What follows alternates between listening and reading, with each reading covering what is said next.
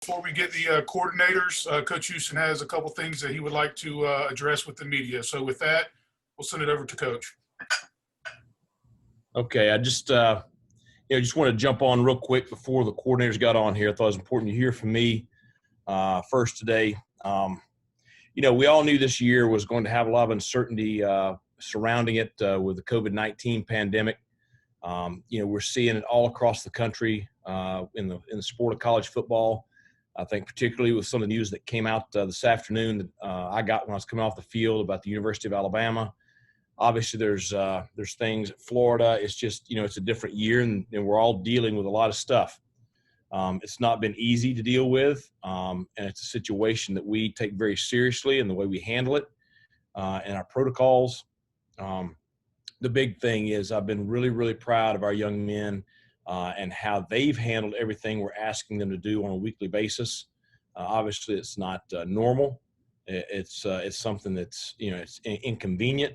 It's difficult at times, but they've done a great job of understanding the process and really trying to do a great job of adhering to it.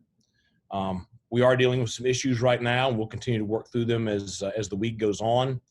We had another round of testing today, so it's a situation that's still very fluid. We've had 2 really good practices, particularly today. Really pleased with the way our team practiced today, the energy, the effort, the performance, really were able to correct some things from yesterday and really have a productive day. Feel very, very good about where we are going into the weekend. We're facing a very talented Navy team this weekend. Obviously, it's going to be a great challenge, but I feel confident our team's going to be ready to go. Not really going to discuss or get into who's available or who's not available right now. I'm excited about the group that we have on the field. We have had to make some adjustments, but those adjustments have been made and are going to continue to be made.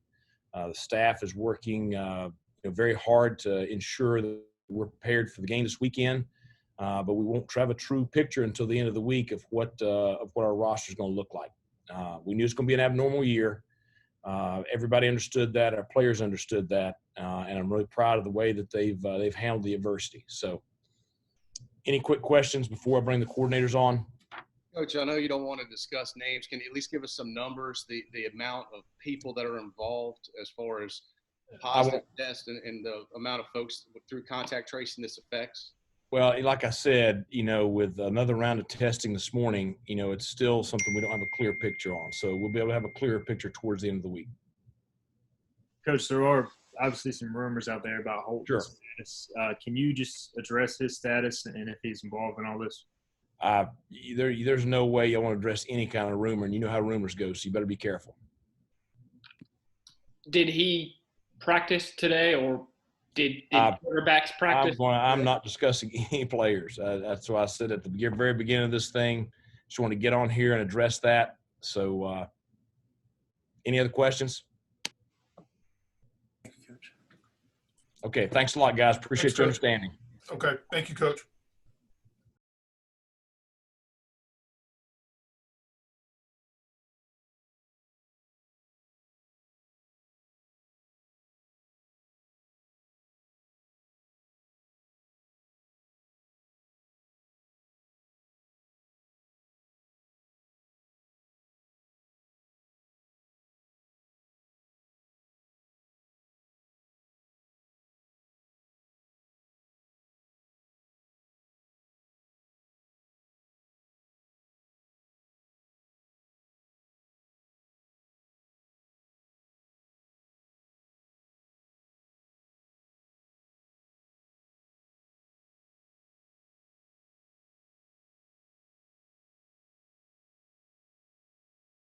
He'll be right on, Malcolm.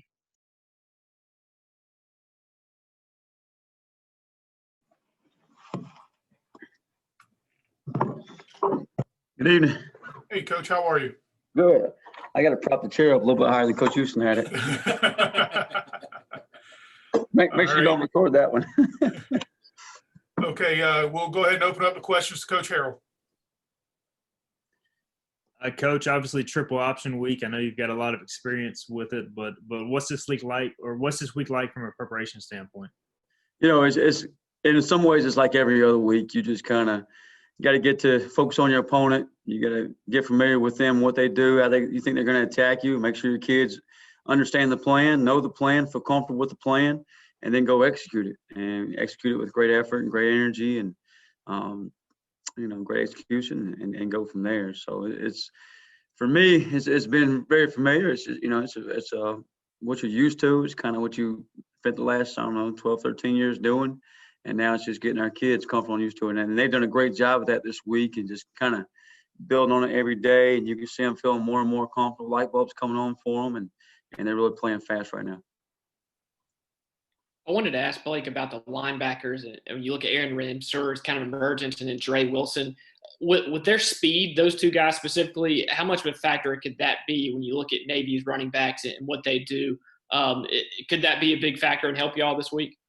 Yeah, Ramsey had a really nice game last week, and I kind of knew that he was starting to peak and starting to catch up with everybody else with the time he missed in preseason, and really come out and had a nice showing last week. And Jaira's done the same thing. And both those guys, anytime you play a triple option offense, your linebackers got to be a big piece to that, and they got to be a big piece of, doing their job and execution and make sure they do their responsibility.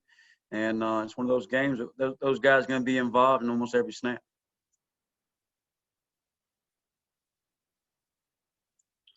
Coach, what's the single toughest thing about defending the option? I think for some guys, you're used to getting 11 hats to the ball. There's only one threat on a play. You think about the previous 3 or 4 weeks there, and you just everybody gets to the ball, everybody gets to the screen play, the stretch play, whatever it may be. Now it's, hey, this guy does his responsibility, tackle the dive. Now this guy does his responsibility, tackle the quarterback. Now this guy does his responsibility, tackle the pitch. So you kind of got 3 different layers to it. So that adds a little bit of uniqueness and discipline to it. But at the same time, it's football. Coach, I had a question as far as I know Coach Houston's talking about you guys been preparing for this game for a long time now. I know that it's never easy with the option, but it sounds like you guys have to be more confident knowing that you've been practicing this for a good while. Certainly. I told our guys we probably spent more time on this single opponent than we have anybody on our schedule. And just because of the uniqueness of the offense, practice it every day during fall camp, and then every week spend some time on it with our players in practice, watching film with it. So it's been a game that just because of the uniqueness of the offense that you have to circle and kind of prepare for it all season long until you face that opponent. How was your first ECU victory dinner, and what did it mean for the players to get to participate in that over the weekend? The big thing for me is just seeing those guys and enjoying a win with those guys in the locker room, at the dinner, wherever it may be, and watching them celebrate and just kind of glow up. And I think when they go play well and get the victory, you can just see their confidence level rise. And that's pretty exciting as a coach and as a teacher, just to see that as the confidence building those guys. Blake, what's your sense of how your team will match up in terms of trying to defend the option in general, personnel-wise, with the guys that you've got to use this weekend? I'm excited about, just the guys, the way they've been practicing, flying around and fitting their responsibilities and how they play in the option. Personnel, I don't know if you're talking about our personnel versus their personnel. Sometimes it's more of, can we be disciplined? Can we do our job against a triple option football team? They've got some really good old linemen that come off the ball, nice low pad level. So we got to do a great job up front, of taking that on.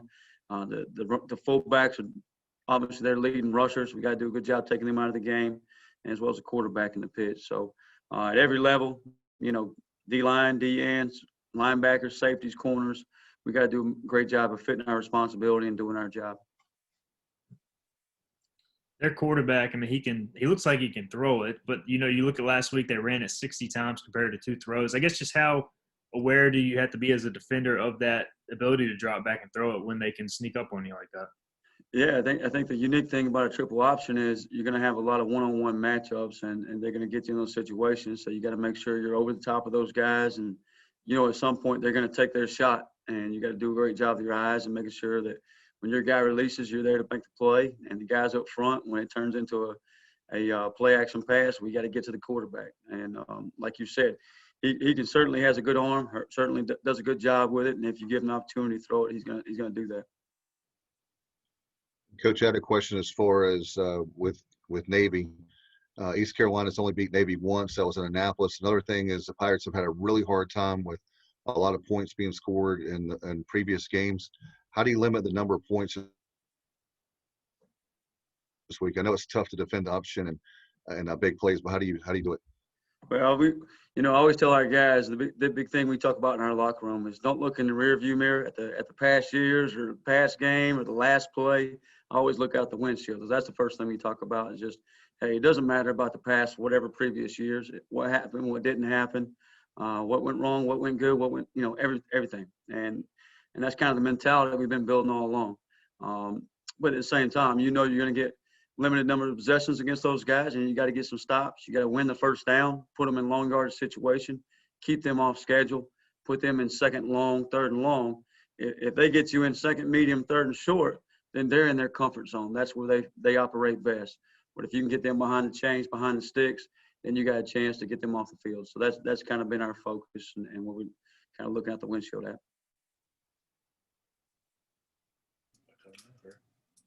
Any other questions? One final question.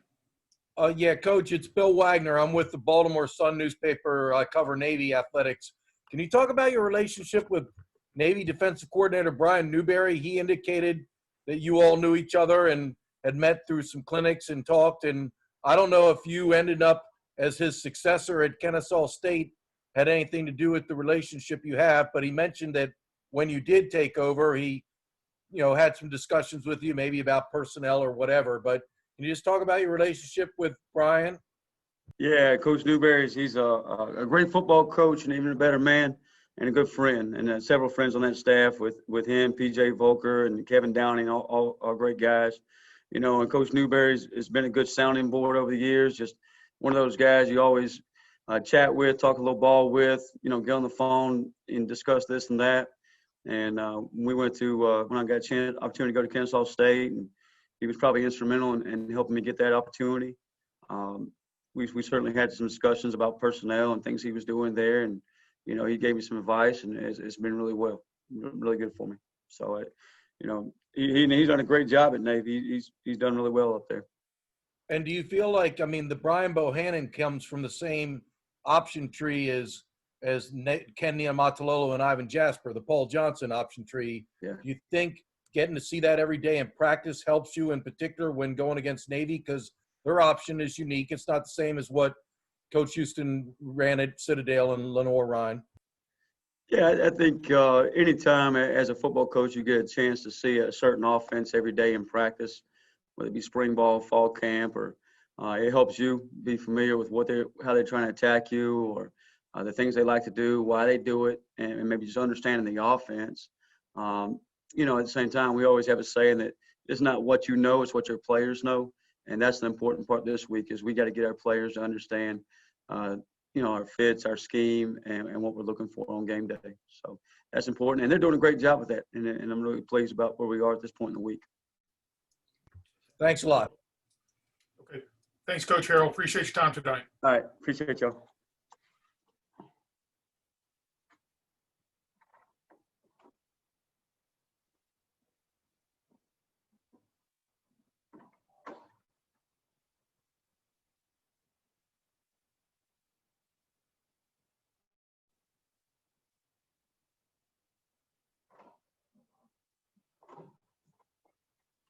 Hello, hello. Hey, Coach. How are you, sir? All right, wake up over there. Here we go. All right, Coach. We're going to go straight into questions, okay? I figured we would. Let's do it. All right. Hey, Donnie, this is Troy. Do you envision Mason Garcia having significant playing time on Saturday and possibly even starting? This must be a big game. Troy's here? He hasn't been here in any of these games on Wednesday. Is this like a really, really big game? Something? Huh? What's going on here? Huh? Good to see you, Coach. Good to see you. Every game you prepare for everybody to be ready to go. That's what you have to do. And Mason has made a lot of progress, I would say, the last 3 weeks or so. He got in a little bit at the Georgia State game. Wished we would have gotten him in there a little bit earlier. Wish we could have gotten a few more snaps out of him. Just that week, had he moved ahead to the number 2 spot, he had an opportunity. Alex Flynn's arm got a little sore. Alex had to miss about a week of practice. Mason came in, and with that work, really started to improve. So last week, we had him warming up. We were ready to get him in there. I never dreamed we were going to go on an 8-minute drive. You know, we were trying to. Didn't realize we'd be able to do that. And unfortunately, we didn't get the ball back. He didn't get in. So I was hoping he's going to make a contribution in those 2 games. And you know what? When you teach them every week, opportunity knocks, you better be ready, because you never know when it's going to be your time. And so I can't predict the future, but I think he is getting closer to being ready to answer that bell if he gets called. Coach Houston talked a lot about the situation you guys are dealing with. He didn't give a lot of details or information. There are a lot of rumors out there. Is there any discuss within the coaching ranks of whether this game potentially and how bad those numbers are could even be postponed? No, because I don't have those figures. You know, I go in there and get my nose poked all the way back to what little brain I have, and then I just nervously wait till I get the email that says that I'm negative, you know, and glad that I am each week. And we get tested 3 times a week. We did test on Monday. We just tested again this morning. We usually don't hear back till the next day. So I know there's a lot of things going on. Somebody just told me Coach Saban had gotten it, and I wasn't really aware that Coach Bowden had been in the hospital or whatever. So I'm a little behind on the news part of it. But every week we wait through that Friday test to make sure we're clear, and we're worried that we're going to go play the game because of the other team. So you just don't know. I basically just follow my last direct order, try to be where I'm at, supposed to be there on time. Donnie, I think last year we asked you the same type of question. It comes up with Navy every time, but is the philosophy, do you air it out and outscore them and go big, or do you kind of play into time possession? You know, how do you balance playing offense against their offense, I guess? Well, first of all, you hit on it. You have to outscore them or you can't win the game. That's the only way to win the game is to outscore them. Now, you could outscore them 3-0. You could outscore them 103-100, I guess, but you got to try to outscore them. The thing you have to do with this offense is you have to make your possessions count, because you're not going to get many of them. You know, last week, what did we get? 3 or 4 possessions in the first quarter, and you get maybe 3 or 4 a half. You know, when you play a team like this, because they control the ball, they don't stop the clock very much, and you know, unless you can get some turnovers, and then they'll go for it. To them, 3rd and short is, you know, great, or they like 4th and short, so they'll keep the ball. And so you have to make your possessions count. You can't turn it over, obviously. Now, I think you have to be aggressive, but aggressive, what's that mean? That doesn't necessarily mean throw, run. You have to kind of take what the defense gives you a little bit. You know what I'm saying? If they're playing pass, you got to run it. And if they're taking the run away, sometimes you got to throw it. So, again, we always talk about, we just try to be balanced. Balance means having the ability to do either one well. The game kind of dictates.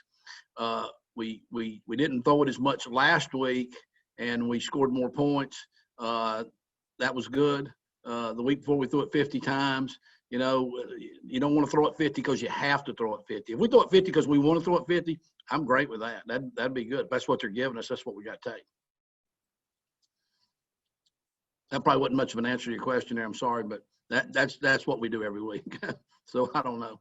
Donnie, your offense continues to evolve on your end, and your improved running game, throwing the ball well. What's your general feeling about how your bunch comes into this week? Well, you know, in this business, it's just what just happened. You know, it's what's happening right now. You know, we had a nice plane ride home. I know that was a great feeling. We enjoyed that. You know, I got home, I think, at 2:45 and should have went to bed because I had to be in about 6 hours. But I sat there and enjoyed it. You know what I'm saying? I had a cup of cheer and kind of watched all the scores and everything too, and enjoyed that because I knew that was my only moments to actually do that. Because when you get there Sunday, you're back on the film and there's 100 more mistakes you got to correct, and then you start watching the next opponent and they're pretty good. And so I thought we played pretty well. Now, considering in the Central Florida game, but except we turned the ball over. The ball security was just horrendous, okay? So I really thought we were playing with great passion. I thought we were running the ball well. I thought we were throwing the ball. I thought we dropped some passes. We had penalties and stuff, so that's part of playing. So that means you did play poorly. But now at Georgia State, there was some issues there. And I said that last week that I didn't feel like we came out with the energy. We didn't come out with the passion. That's my fault with the offense part of it, to make sure that they're ready to do that. We had good practices until Thursday. And then Thursday, our kids, I don't know, for some reason, we got off track. We didn't have great Friday walkthroughs, and I didn't feel like the meetings were good. You hope that, maybe you'll blow that off and we'll play well. We didn't. Last week, we played really well. And we practiced well. Wednesday, we did not practice great on offense on Tuesday. We had to address that. We had to really, really get after some people, and we had to get it right. We had a great Wednesday practice. Thursday was the best Thursday practice I've ever had in 30-some years. And then Friday and the Saturday morning, the walkthroughs and the meetings, you could tell the kids, it hit them. They were ready to play. And I thought we played about as well as, you could ask to play. This week, it's a whole new week. We had a great practice today, so that's all you can go on as a coach. Now what we got to do is have good meetings tomorrow. We got to have good practice tomorrow and hope we're ready to go play. This is a tough opponent. Defensively, they were phenomenal last year on defense. And I looked down and 1, 2, 3, 4, 5, 6, 7. They got 8 starters back out of 11 from last year. I know they got off to a bad start against BYU. We didn't watch that one very much because that's not the same team we're getting ready to play. Coach, with Raji and Keaton, how much further ahead are they right now compared to your average true freshman running back in terms of just physicality and also understanding some of the stuff? Well, I'd said, I think one of these weeks that, you recruit them and you say, well, they got talent. If you can judge talent, if you can't judge talent, you wouldn't be in this business very long. You don't know how quickly, though, they'll be able to show that. And I thought early in Central Florida game that both of those guys showed that, okay, the stage is not too big. And that they're continue to show me that they have the qualities that good running backs have to have. They know how to set up blocks. They know how to run behind blocks. They know how to find the holes. They both have good enough speed, like I say, Raji's the bus. I told you he's the next Jerome Bettis. And he's got unbelievable feet. And the thing is, wow, is he fun to be around. A lot of people don't like practice that are probably great players, but he acts like he likes practice. That makes a coach's job so much easier. And also, I think we got a good tandem going there.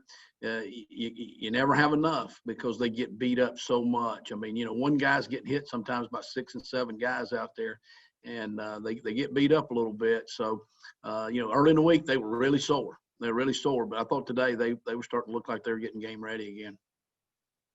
Coach, can you talk about Josiah Hatfield? Do you know when he's coming back? Well, this week I expect him to be back. He practiced today, and I thought he looked pretty good today. We've missed him. We missed him from the very first game when he got hurt really early. We really missed him at Georgia State when the game needed somebody to go make a play, and we looked like we were slow, and he's our fast guy.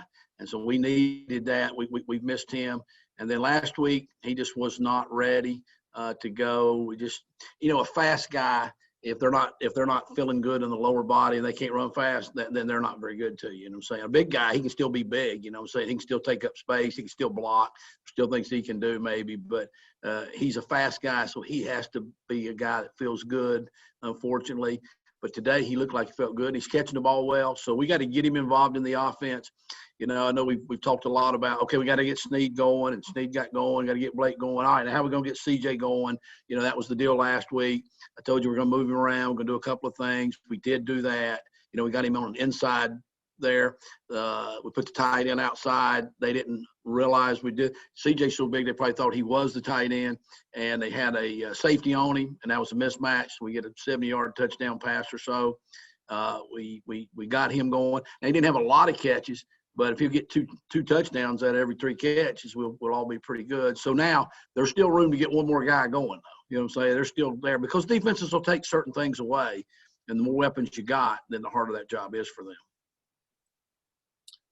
Donnie, how do you guys approach the rest of this week? It sets up to be a cool day on Saturday, but do you kind of recharge them for the rest of the week, or do you try to go really, really hard, or what's the approach? Well, the press box is always about 68, and I try to tell them to cool it down a little bit more up there, so it's kind of nice. I'm not too worried about the temperature, but I hear it's going to be a fall-like day.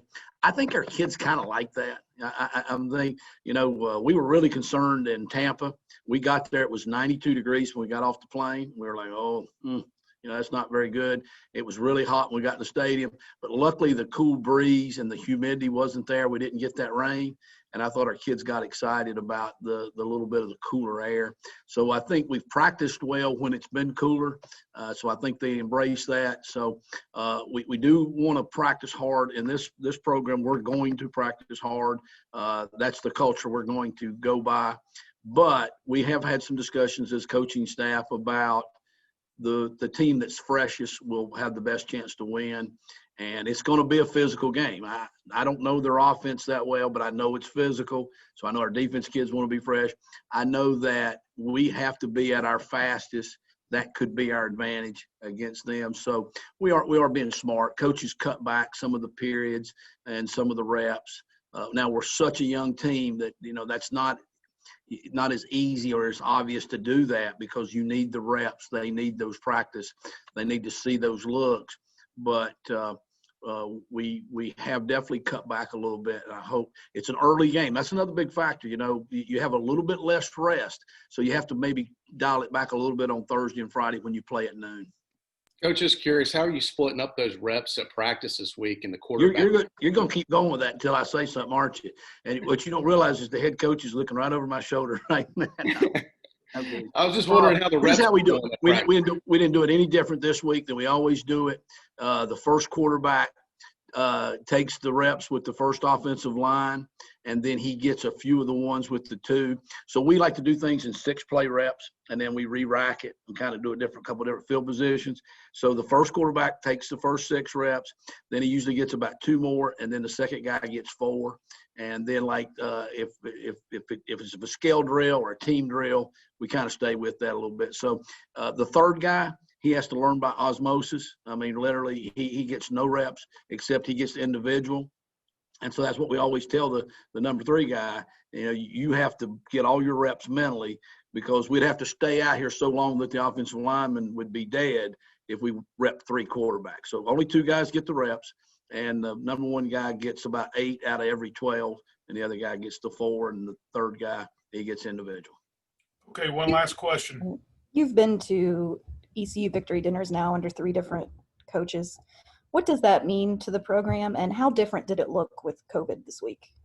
Well, COVID is not my favorite thing. I don't think this is anybody's favorite thing. It's been a weird year. It's starting to feel a little more normal since we've been on a little bit of a schedule. The first game, literally, we were in the press box and kind of looking at each other and saying, all right, are we really playing a game, or is this like another scrimmage? Because the warm-up felt that way because nobody was there. So COVID's just been different for everything. I've been fortunate that I've been here and we have had some good wins. South Florida had been a problem for us. I think we'd only beaten them 1 time before. Now, I know we only played them like 11. I was there for that one. That was a good night in Tampa. That was another good plane ride home, so I remember enjoying that. And I think we've got the same little problem with the midshipmen too, that I think we've only beaten them 1 time. I was fortunate I was there for when we beat them up there at their place. So we've had a lot of good wins here. I can't wait till we're getting those wins and the crowds here, because Dowdy Fickman's a pretty special deal. Greenville's kind of a cool place, like after a winning football game now, you know what I'm saying, on a Saturday. So I'm kind of into those things, but it'll be good if we win this game either way. I'll find a way. It might just be me and Misty there, so that's bad for her, but it'll be good for me. All right. Thanks, Donnie, for your time. Appreciate it. Thank you, guys. Appreciate you.